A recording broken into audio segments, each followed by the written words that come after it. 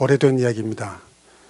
구한말 개화기 때 한 선교사님이 이제 자동차를 끌고 시골길을 가는데 이렇게 보니까 길 옆에 웬 아주머니가 머리에 무거운 짐을 지고 서 있다란 말이죠.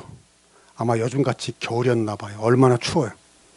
그 선교사님이 그 마음이 안 돼 보여서 차를 세우고 아주머니에게 타세요 해가지고 그 아주머니를 태워드렸어요.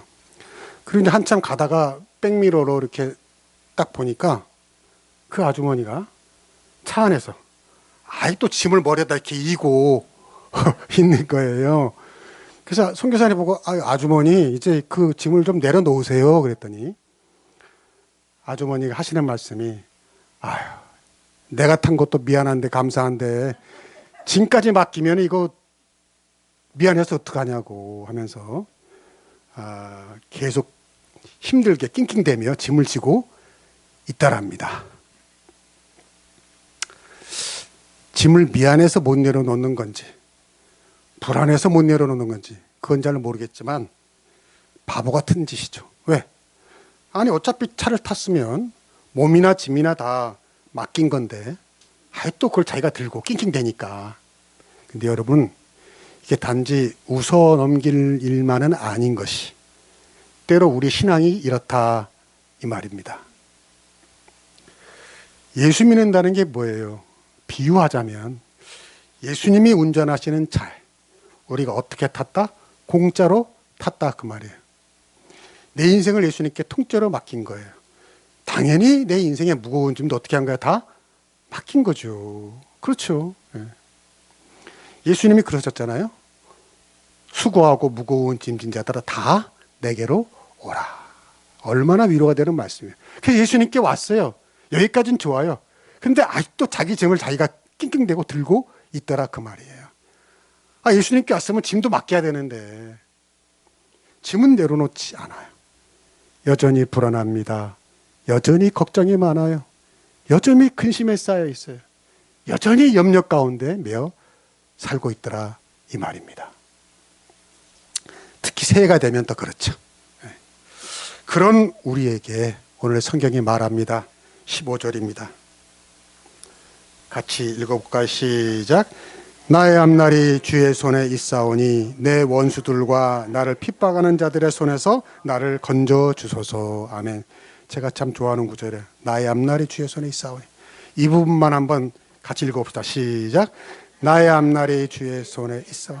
참 잘하셨는데 좀 더 우리의 믿음을 갈아 넣어서 시작. 나의 앞날이 주의 손에 있사오니. 아멘. 그래요. 나의 앞날이 어떻게 될까? 나의 시대가 어떻게 될까?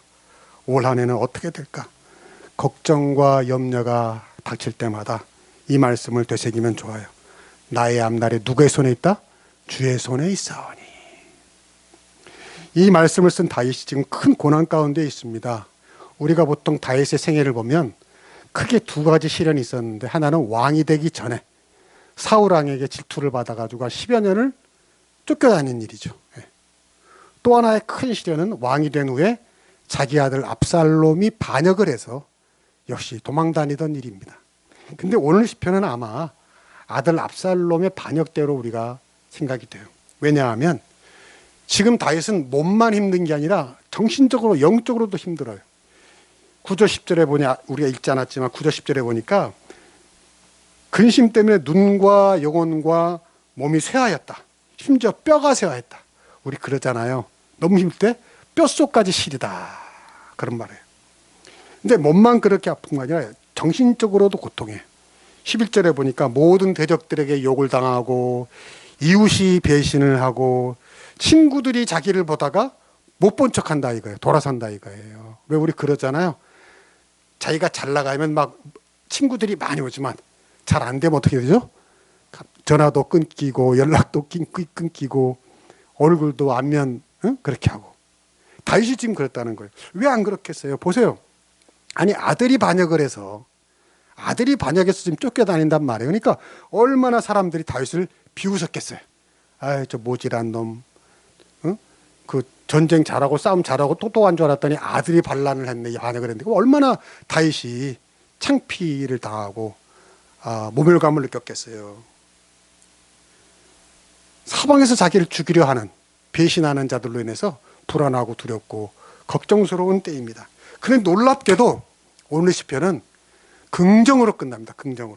24절에 보면 이렇게 끝납니다. 여호와를 바라는 너희들아 강하고 담대하라. 절망이 아니라 희망으로 끝나요. 그 어려움 가운데 있으니까 어때요? 나는 끝났어.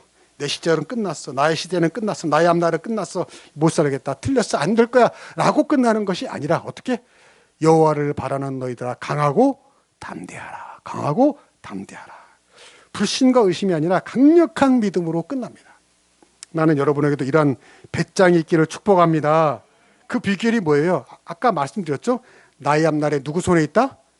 주의 손에 있다. 벌써 까먹으셨네. 다시 시작. 나의 앞날이 주의 손에 있사오니. 왜 이렇게 잘하나 했더니 옆으로 컴링을 보고 이 정도는 우리가 이제 오늘 외워야 돼. 이 믿음이에요. 이 믿음. 하나님의 손에 맡깁니다. 맡깁니다. 내가 걱정한다고 되겠어요? 내가 길을 쓴다고 되겠어요? 하나님의 손에 있습니다. 내 인생 하나님의 손에 있습니다. 여러분, 어떤 무엇이 어떤 사람의 손에 있냐에 따라서 그 운명이 달라져요. 여러분, 이렇게 종이 한 장과 펜이 있다고 생각해 보세요. 보통 사람의 손에 있다면 아마 큰 의미가 없을 거예요. 근데 그게 유명한 화가 피카소에 딱 있다. 어떻게 될까요?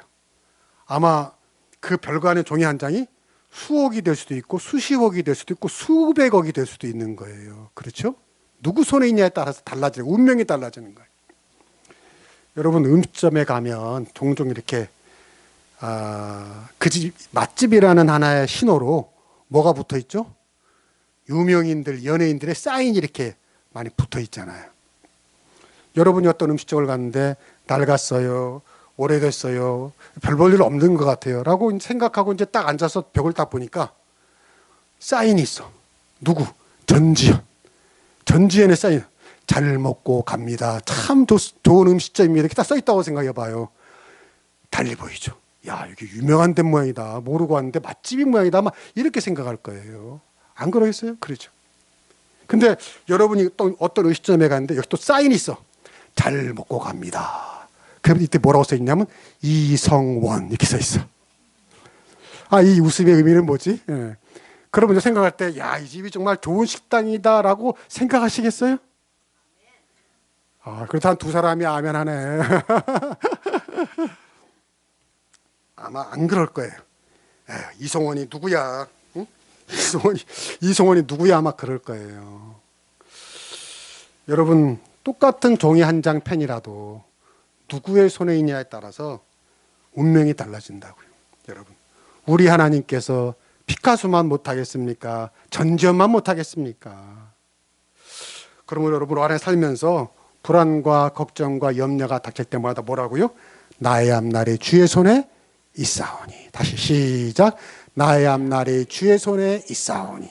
이 믿음으로 이겨나가실 축복합니다. 다윗이 이렇게 절대적으로 하나님을 신뢰하는 이유가 19절에 나옵니다. 19절로 가보세요.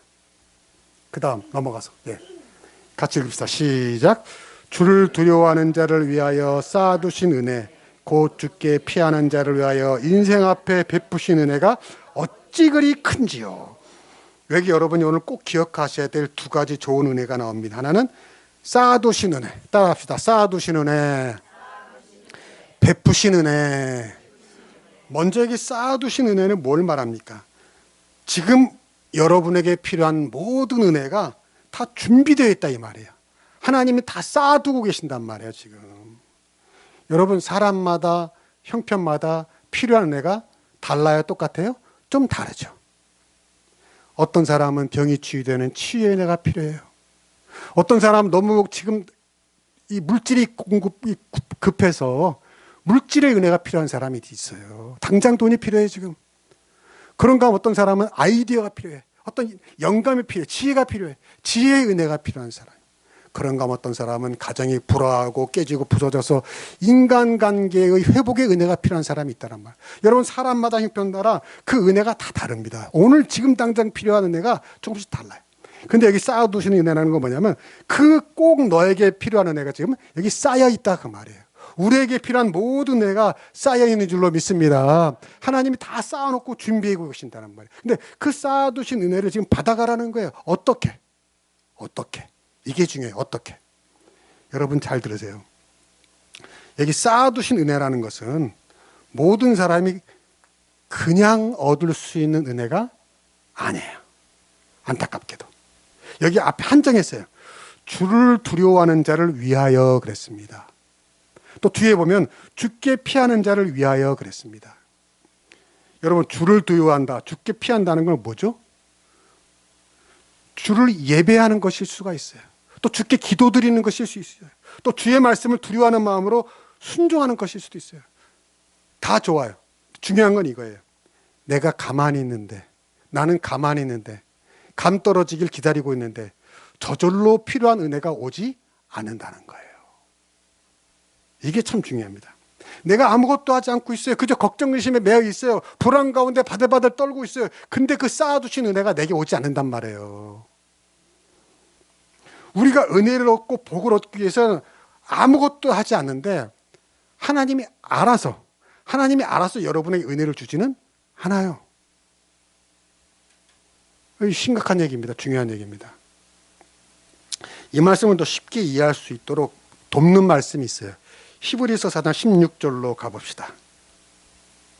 다 같이 시작. 그러므로 우리는 군견하심을 받고 때를 따라 돕는 은혜를 얻기 위하여 은혜의 보좌 앞에 담대히 나아갈 것이라. 여기 때를 따라 돕는 은혜, 이거 참 중요한 말이에요. 한번 따합시다. 때를 따라 돕는 은혜. 이 때를 따라 돕는 은혜가 오늘 시편 31편에 쌓아두신 은혜와 통해요. 왜냐? 아까 제가 말했잖아요. 쌓아두신 은혜란 뭐라 그랬죠? 우리 모두에게 꼭 지금 딱 필요한 은혜를 다 준비하고 계시다는 거예요. 근데 때를 따라 돕는 은혜도 뭐예요? 바로 그때그때 필요한 은혜라는 거죠. 아, 내가 지금 치유가 필요해. 내가 지금 돈이 필요해. 내가 지금 사람이 필요해. 뭔가가 필요해. 그 때를 따라 돕는 은혜. 근데 중요한 거는 여기 뭐라 했어요? 때를 따라 돕는 은혜를 어떻게? 얻기 위하여 은혜의 보좌 앞에 담대히 어떻게? 나아가라. 무슨 말이에요? 그 쌓아두신 은혜를 내가 받기 위해서는 은혜의 보좌 앞에 담대히 나아가야 한단 말이에요. 어떻게 해야 된다? 나아가야 돼. 그냥 가만히 앉아서 그냥 누워서 감 떨어질 기다려서는 안 된다는 거예요. 여러분이 어떻게 한다고? 나가야 한다는 거예요. 우리가 얻기 위하여, 은혜를 얻기 위하여 어떻게 해야 된다? 노력하고 애쓰고 정성을 쏟아야 한다는 거예요. 무슨 말이에요? 내가 지금 필요한 은혜가 저절로 배달되지 않아요. 하나님을 두려워하는 경외의 마음으로 순종도 하지 않고 헌신도 하지 않고 예배도 드리지 않고 기도도 하지 않는데 저절로 하나님이 우리에게 그 은혜를 주시는 일은 전혀 없다고 할 수는 없겠지만, 어쩌다가 있을 수는 있겠지만 별로 그런 일은 없어요. 그래서 예수님도 마태복음 7장에 뭐라고 그랬어요? 구하라, 찾으라, 두드리라 그랬잖아요. 그렇죠? 구하라, 찾으라, 두드리라. 그래야지 얻는다고, 찾는다고 그랬어요. 문이 열린다고 그랬어요. 이 말씀이 왜 중요하냐면요, 우리는요 때로 하나님의 사랑을 빌미로, 하나님은 사랑이 많으신 분이야, 하나님은 다 알아서 해주시는 분이야, 하나님은 자비로우신 분이야 라는 것을 빌미로 우리의 신앙적인 게으름과 나태를 그럴싸하게 믿음으로 포장합니다. 제가요 부목사 때 청년을 가르치는데 어느 날 참 당황스러운 경험을 했어요. 그날 뭘 가르쳤냐면 기도에 대해서 가르쳤어요. 기도해야 된다, 우리가 기도해야 된다. 근데 어떤 청년 하나가 당돌하게, 꽤 열심히 일하는 청년이었어요. 이렇게 말하는 거예요. 자기는 별로 기도하지 않는데요.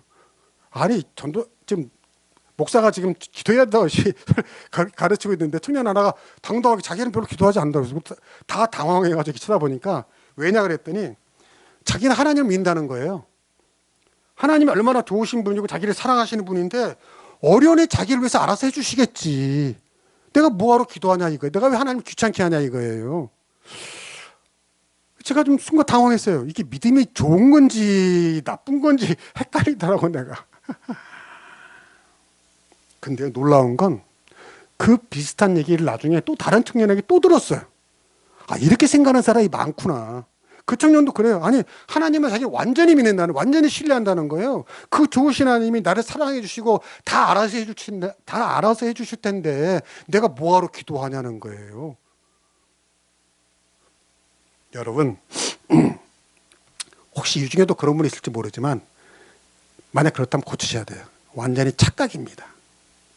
내가 기도하지 않고 하나님께 나아가지 않고 하나님을 두려워하는 마음으로 말씀에 순종하지도 않고 그러면서 나는 괜찮을 거야. 내가 필요한 거 하나님이 다 주실 거야. 왜 하나님은 사랑의 하나님인데, 전능하신 하나님인데, 내가 필요한 것도 다 아시는 하나님인데 알아서 해주시겠지 뭐.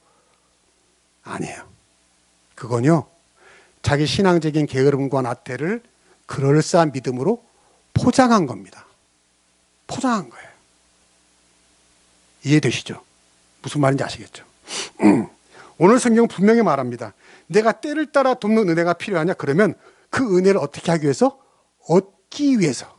네가 얻고 싶으면, 받고 싶으면 담대히 믿음을 가지고 은혜 보좌 앞에 나아가야 한다는 거예요. 에이, 하나님이 다 알아서 해주겠지. 그거 아니라는 거예요. 여러분, 저번에도 비슷한 말씀을 제가 드렸어요. 지난주에도 헌신에 대해서 말하면서. 우리가 예수 믿고 천국 가는 영생 구원의 복은 맞아요. 우리가 구한다고 받는 게 아니에요. 우리의 공로와 노력으로 되는 일이 아니에요. 온전히 하나님이 알아서 주시는 정말 은혜예요. 왜냐? 그때는 마치 성경이 비하니까 우리는 영적인 눈이 감긴 장님 같다 그랬어요. 그러니까 무슨 말이냐면 하나님이 누구신지, 구원이 뭔지, 구원이 필요한지도 모르는, 못 보는 그런 영적인 소경과 같다 그랬단 말이에요. 그래서 그때는 하나님을 아예 모르기 때문에, 못 보기 때문에 하나님이 일방적으로 우리를 구원해 주시는 겁니다. 하나님의 은혜로 우리가 구원을 받았어요. 그래서 하나님의 그 천국 가는 구원을 얻기 위해서 우리가 무슨 기도를 하거나 순종할 필요가 없었어요. 그런데 구원을 받은 이후에는 우리의 눈이, 영적인 눈이 뜨여진 줄로 믿습니다. 눈을 떴어요. 구원받은 다음에. 이젠 보여요. 하나님의 은혜를 알아요. 말씀을 보면 깨달아지고 하나님이 누구신지 알게 되었단 말이에요. 그렇다면 천국 가기 전에 이 세상에 살면서 때를 따라 돕는 은혜를 얻으며 더 복받고 살기 위해서는 뭐가 필요하다? 믿음의 노력과 믿음의 수고와 믿음의 정성이 필요한 줄로 믿습니다. 여기 은혜의 보좌 앞에 나아가라고 그랬잖아요. 나아가셔야 돼요. 나아가셔야 돼요. 은혜 받는 자리, 기도하는 자리, 예배의 자리, 헌신의 자리, 뭔가 하나님께 복받을 자리로 우리가 나아가야 한다는 거예요. 그 나아가는 노력, 그 정성, 예배 드리는 믿음이 필요하다는 거예요. 예수님이 뭐라고 했어요? 천국은 침노하는 자의 것이다 그랬단 말이에요. 천국은 침노하는 것. 어떻게 보면 은혜는 쟁취하는 것입니다. 쟁취하는 거예요. 그래서 오늘 말씀 쌓아두신 은혜라는 말이 참 신비해요. 제가 이 말씀을 연구해 보니까 쌓아두신이라는 이 히브리어 원어에 또 다른 뜻이 있더라고요. 숨겨두다 이런 뜻이 있어요. 내가 너무 은혜를 받았어요. 너무 은혜를 받았어요. 하나님이 우리를 위해서 준비해 두신 이 쌓아두신 은혜가 있는데 거기 또 하나의 의미가 숨겨두셨다라고 했어요. 아니, 우리에게 필요한 은혜를 주시려고 쌓아두셨는데 그걸 또 왜 숨겨뒀지? 이걸 이해하기 쉬운 좋은 비유가 보물찾기입니다. 보물찾기. 여러분, 보물찾기가 뭐예요? 그냥 보물찾기 그냥 주면 되지 어떻게 해요? 그 보물을 적은 쪽지를 곳곳에 숨겨두잖아요. 그냥 주면 되지 왜 숨겨둬요? 그래야 찾는 기쁨이 있잖아요. 받는 기쁨이 있잖아요. 그리고 그 기쁨을 통해서 그 보물찾기를 통해서 더 깊은 사랑이 생기고 추억이 생기는 거예요. 그리고 그 경험이 나중에 더 큰 보물을 찾게 한다는 거예요. 그러나 그 보물찾기 할 때 아무도 못 찾게 어렵게 숨겨놓지는 않잖아요. 여러분, 보물찾기 하는데 그 보물찾기 쪽지를 무슨 나무 10m 꼭대기에다 뭐 숨겨놓고 막 1톤짜리 바위를 들어야 막 그렇게 하는 건 없어요. 자기가 좀만 노력하고 정성을 기울이면 다 찾을 만한 곳에 있다 그 말이에요. 무슨 말이냐면 하나님도 우리에게 필요한 애를 쌓아두고 계세요. 물론 숨겨둔 것도 있어요. 근데 그 숨겨둔다는 의미는 뭐냐면 우리가 좀만 노력하고 찾고 구하는 정성이 필요하다는 것입니다. 할렐루야. 할렐루야. 그냥 아무 노력도 하지 않아요. 정성도 기울이지 않아요. 하나님께 나아가는 믿음도 없어요. 그런데 주시지는 않단 말이에요. 왜요? 그 나아가는 노력이 그 사람의 믿음을 더 키워줍니다. 오늘 의뢰받는 것에 대해서 끝나지 않고 더 성장시킨다는 말이에요. 그 노력이 그 사람과 하나님과의 관계를 더 깊이 만든다는 거예요. 여러분, 쉽게 받은 은혜는 쉽게 잃어버려요. 그러나 내가 나아가는 노력을 정성을 통해서 받으면요, 하나님과의 관계가 더 깊어지는 거예요. 그 체험을 통해서. 그 노력이 나중에 또 다른 고난도 이겨낼 믿음으로 나를 성장시켜 줍니다. 하나님께서는 바로 그 노력을 통해 우리 믿음이 성장하시기를 바라고 더 성숙한 그리스도인으로 우리가 자라기를 원하시는 줄로 믿습니다. 그렇지 않고 쉽게 받은 은혜는 쉽게 잃어버리기 때문에요. 나는 여러분을 위해 하나님이 쌓아두신 은혜를 올 한 해 다 받아가게 되길 주의 이름으로 축복합니다. 축복합니다. 또 하나, 그런데 또 하나 다른 은혜가 오늘 본문에 나옵니다. 여기 베푸신 은혜, 그 다음으로 넘어가 볼까요? 쌓아두신 은혜가 있나요? 또 베푸신 은혜가 있어요.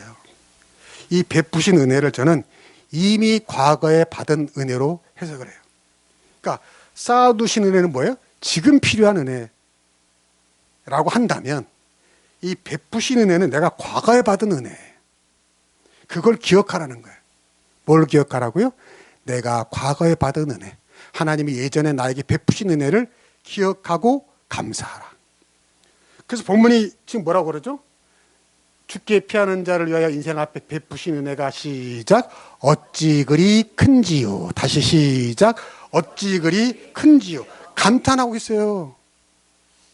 다윗은 지금 쌓아두신 은혜, 지금 받아야 할 은혜가 필요한데, 그 과정에서 뭐라고 하냐면, 예전에 내게 베푸신 은혜가 주님 얼마나 컸습니까? 그때 그 은혜 얼마나 컸습니까? 라고 과거로 회상하면서 감사하는 거예요. 지금 말할 수 없는 고난 가운데 다윗이 그 고난을 이길 믿음의 원동력이 뭐였냐면은, 예전에 자기가 받았던 그 베푸신 은혜를 회상하면서 감사하면서 받는 거라, 그 말이에요. 그렇죠. 여러분, 지금 비록 다윗이 고난 가운데 있지만 과거에 베푸신 은혜가 얼마나 컸습니까? 다윗이 어떻게 왕이 됐습니까? 사무엘이 다윗의 그 아버지 집에 와서 이 중에 다윗의 그 아버지 아들들 중에 왕이 있다고 해서 기름 부음 받을 때 다 모이라 했을 때요, 다윗은 거기에 서지도 못했잖아요. 아버지 이새가 다윗을 무시했어요. 너는 막둥이 꼬맹이니까 너는 그냥 양이나 차고 형들만 쫙 있었단 말이에요. 그렇게 무시당하던 다윗이에요. 존재감 제로였어요. 근데 그런 아버지에게도 믿음받지 못했던 다윗이 왕이 됐다고요. 그 골리앗을 물리치고 이스라엘의 영웅이 됐다고요. 사울 왕에게 십수년 쫓겨다니면서 끝까지 살아남아 왕이 됐다고요. 그때까지 하나님이 다윗에게 베푸신 은혜가 얼마나 컸겠습니까? 얼마나 많았겠습니까? 다윗인 것을 다 기억하고요, 그걸 감탄하고 있는 거예요. 지금 고난 가운데 있으면서도 과거를 회상하면서, 아 그래, 그때 하나님 베푸신 은혜가 컸지. 아 그때는 또 어땠어? 그때는 정말 죽을 뻔했는데 하나님이 도와주셨지 라고 감탄하고 있는 겁니다.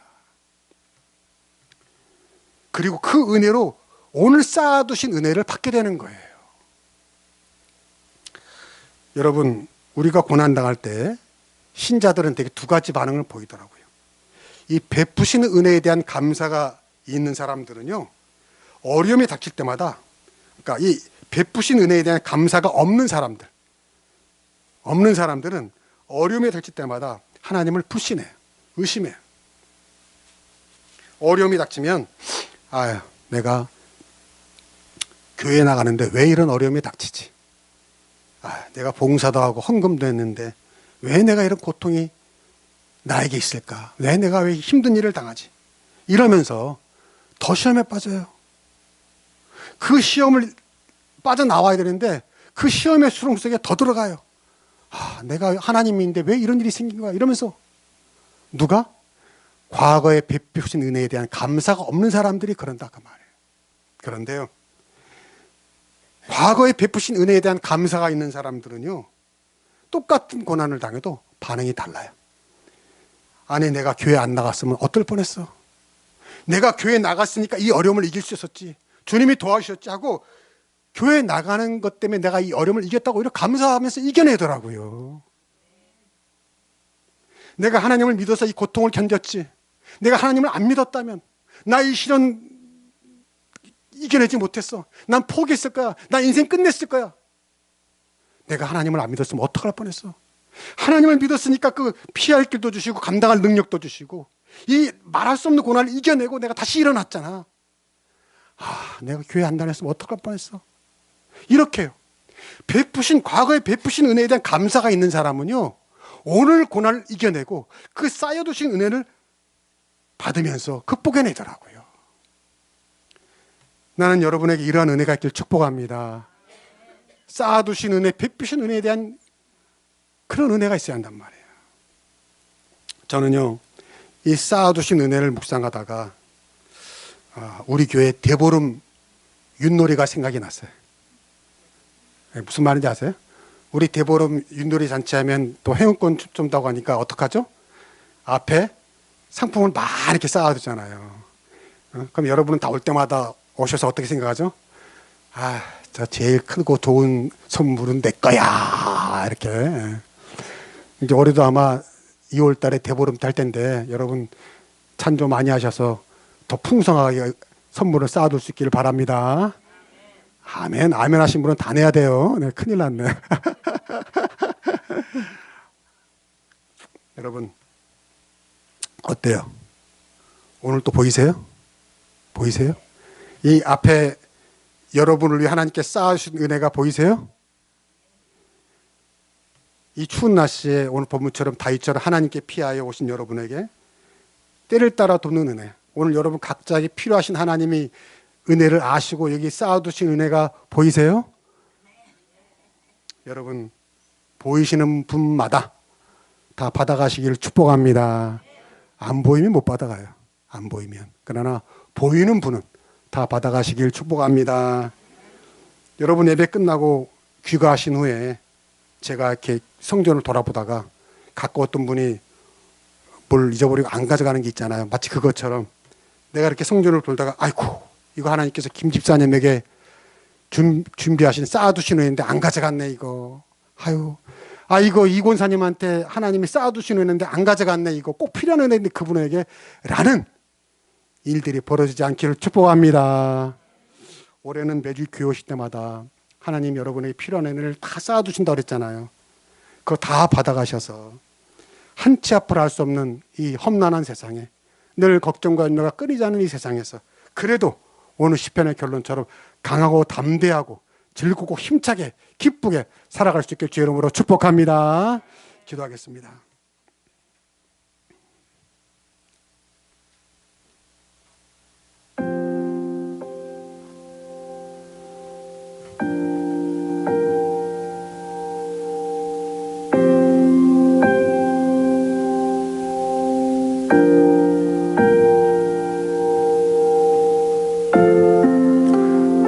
하나님 감사합니다. 나의 인생이, 나의 시대가, 나의 앞날이 주의 손에 있습니다. 주의 손에 있습니다. 내가 어떻게 한다고 어떻게 다 되겠습니까? 내 마음대로 되는 것이 아닌 인생, 내가 노력한다고 최선을 다한다고 되는 것도 아닌 인생. 그러나 주님의 은혜가 있으면 다 주님의 손 안에서 이루어질 줄로 믿습니다. 오늘 말씀을 들었습니다. 주여, 지금까지 베푸신 은혜에 대한 감사가, 그 기억이 어찌 그리 큰지요 하고 늘 우리 마음속에 남아있게 하여 주시옵소서. 그래서 오늘 어떤 고난이 닥칠 때, 어려움이 닥칠 때 그 베푸신 은혜에 감사하며 이것도 이겨내리라 쌓아두신 은혜를, 필요한 은혜를 다 받아가는 저희들 되게 하여 주시옵소서. 때를 따라 돕는 은혜를 얻게 하여 은혜의 보좌 앞에 담대히 믿음을 가지고 그 은혜의 자리에, 복받을 자리에 나아가는 저희들 되게 하여 주시옵소서. 예수님의 이름으로 기도하옵나이다. 아멘.